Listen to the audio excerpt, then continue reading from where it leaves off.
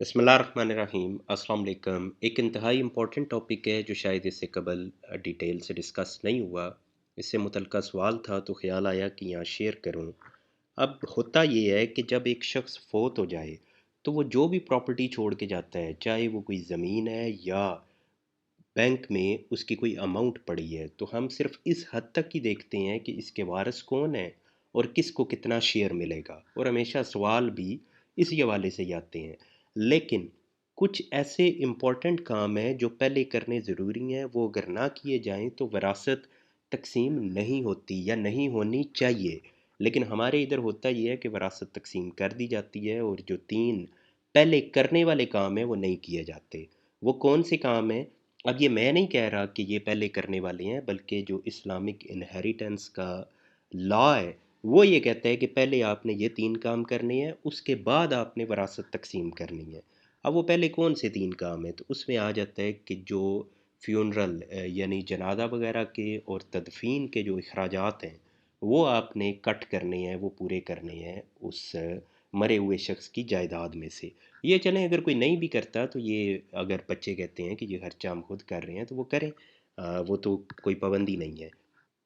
आगे आ जाएं जो इंतहाई ज़रूरी काम है, जिसको हम देखते ही नहीं है, कंसिडर ही नहीं करते, वो क्या है? पेमेंट ऑफ डेब्ट एंड लाइबिलिटीज़, के जो भी कर्जा वगैरह है उस फोत होने वाले बंदे पे, डिसीज्ड पे, वो आपने कर्जा या लाइबिलिटी किसी भी तरह की है वो आपने पहले अदा करनी है। अब कर्जा से मुराद सिर्फ ये नहीं है कि जो उसने किसी के पैसे देने हैं, इससे मुराद ये भी है कि अगर उसने ज़िंदगी में कोई प्रॉपर्टी किसी को ज़ुबानी गिफ्ट की है, लेकिन उसकी अभी किसी तरह से रजिस्ट्रेशन नहीं हुई, उसका इंतकाल दर्ज नहीं हुआ, तो प्रॉपर्टी तो अभी भी उस मरे हुए शख्स के नाम है।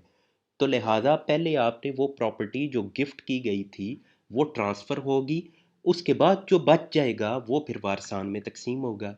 इसी तरीके से अगर उस शख्स ने कोई एग्रीमेंट किया हुआ है, मसलन उसने अपना रकबा बेचा है, किसी को पैसे ले लिए हैं, लेकिन अभी रकबा वो ट्रांसफ़र नहीं हुआ, सिर्फ एग्रीमेंट हुआ है, तो अब वो भी उसके ऊपर एक लाइबिलिटी है, क्योंकि अब वो ज़मीन उसकी तो नहीं है, वो तो कीमत वसूल कर चुका है, सिर्फ रजिस्ट्री या इंतकाल बाकी है।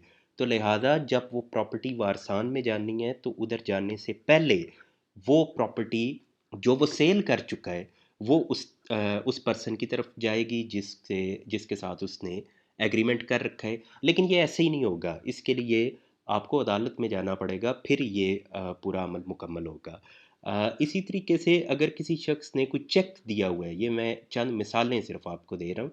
चेक दिया हुआ है किसी को, 20 लाख का उसने चेक दिया है, अब अगर उसके नाम पे, डिसीज्ड के नाम पे 1 करोड़ रुपया बैंक में पड़ा है, तो जिस बंदे को चेक दिया गया है वो पहले जाके क्लेम कर सकता है अदालत में कि जनाब ये करोड़ बच्चों को बाद में देना है, पहले आपने इसमें से 20 लाख रुपया मुझे लेके देना है, ये उसका सबूत है मेरे पास, इस बंदे ने इस मद में मुझे ये चेक दिया हुआ था, लिहाजा इसको पहले क्लियर किया जाए। अब होता ये है कि अगर एक बंदे के नाम सपोज़ 5 प्लॉट हैं, एक प्लॉट उसने एग्रीमेंट कर लिया, किसी को स्टाम्प पे फ़रोख्त किया हुआ है। अब अगर वो स्टाम्प पेपर वाला बंदा अदालत में नहीं जाएगा, तो उस स्टाम्प पेपर का तो किसी को नहीं पता। वो मतलब अगर उसके बच्चों को पता भी है मरने वाले के, लेकिन वो कागज़ात में तो कहीं भी नहीं है ना। उसका इंदराज क्योंकि कहीं नहीं हुआ, तो 5 के 5 प्लॉट वो उसके बच्चों को मिल जाएँगे। ये तो हो सकता है कि उसके बच्चे कहें कि अच्छा हमारे नाम पे आने दें, हम फिर आपको ट्रांसफ़र कर देंगे। लेकिन ये बातें कहने की हद तक होती हैं, बाद में लोग करते नहीं हैं, मसाइल बन जाते हैं।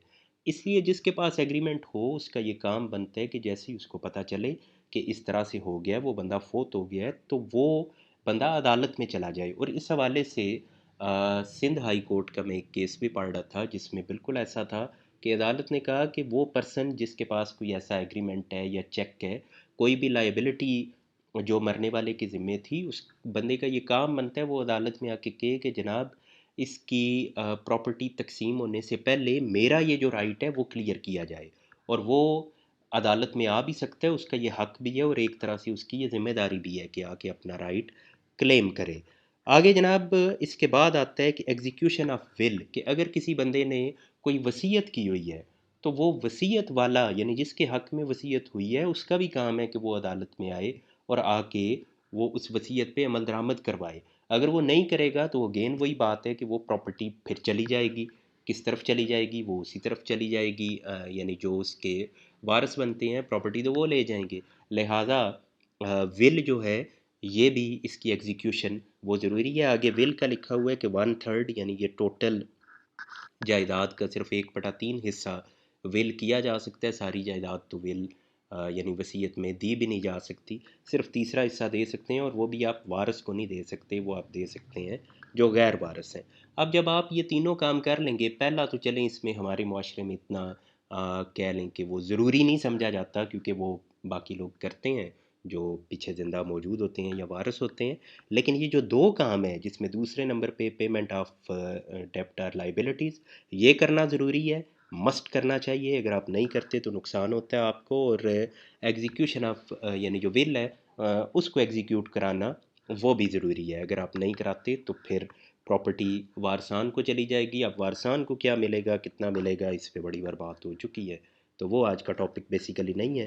یہ جو دو اس کے مرنے والے کے ذمے کہہ لیں کہ ہوتی ہیں لائبلٹیز، ان کو بیسیکلی یہاں ڈسکس کرنا تھا۔